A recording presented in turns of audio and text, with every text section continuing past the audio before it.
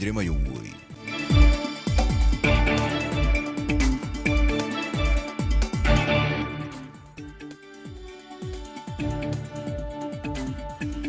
Erokamano. Jatend migao mar thieth Edan Duale, mano mar jotij sirikal Geoffrey Ruku kod manen jalup jatend piny Rigathi Gachagua gin moko kuom ji 10 ma inono kod duol mar NCIC ka itudo gi giwacho weche mag athuye.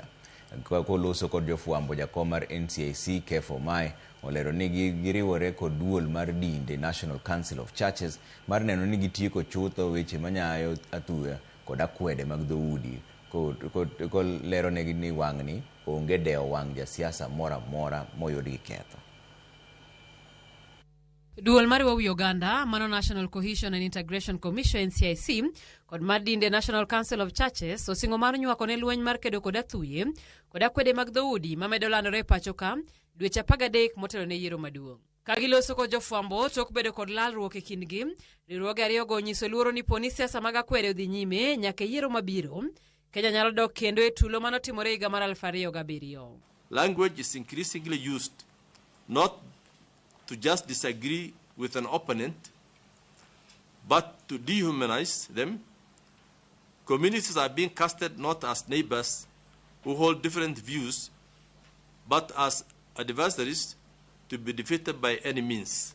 Kotelnegi ko jakom margi Kefa Nyamoya, NCIC ogolo siem mager ne josiasa manyaya kwede mag dhoudi kolero ni sani ginono ji 10 ma wachore ni osepuso weche manyalo thuo Uganda, kamoting'o mana en jalup jatend piny Rigathi Gachagua, jatend migao mar thieth Edan Duale, mano ma jotich Geoffrey Ruku e kind jotelo mamoko. These investigations are being undertaken strictly in accordance with due process and the law. Nyamoya kata kamano olero ni buche makamagi hinyo kawo thuolo malach kaluwore ni nyaka ginon matut kapok gichopo gi e doho. Komedo ni ng'at moyud kod ketho biro ting'o msalape owuon ma ok onywando oganda mag kit dhoot mowuokie. Any Kenyan that has a formal complaint to get to NCIC, now those complaints are begun coming.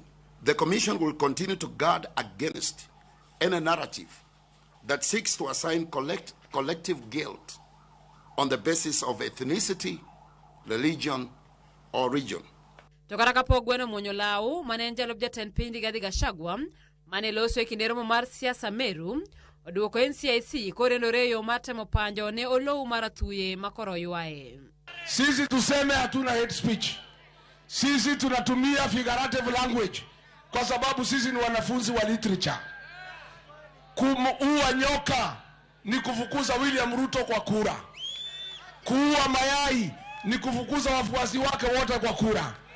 That is what we mean. So NCIC kama mnataka explanation mniandikie barua nizajibu nyinyi. Korka korgi riwruok mar dinde pachoka osingo mar konyo NCIC eneno ni kuyo betie pachoka. We call upon all political actors to refrain from the mobilization of our people and using our youths as goons during their political engagements. To our youth of this country, do not let anyone recruit your voice. Wechegi mowach kod NCIC ok gin wendo it jo Kenya. Pogruok biro mana bedo poni tend Kefa Nyamoya ema biro umo chutho jojo siasa ma wengegi okolo kudho masiko wacho weche manyaya kwede mag dhoudi e kind oganda. Simfrozo Kinda, Ramogi TV. Kwa kani jatend DCP Rigathi Gachagua nyiero jalup jatend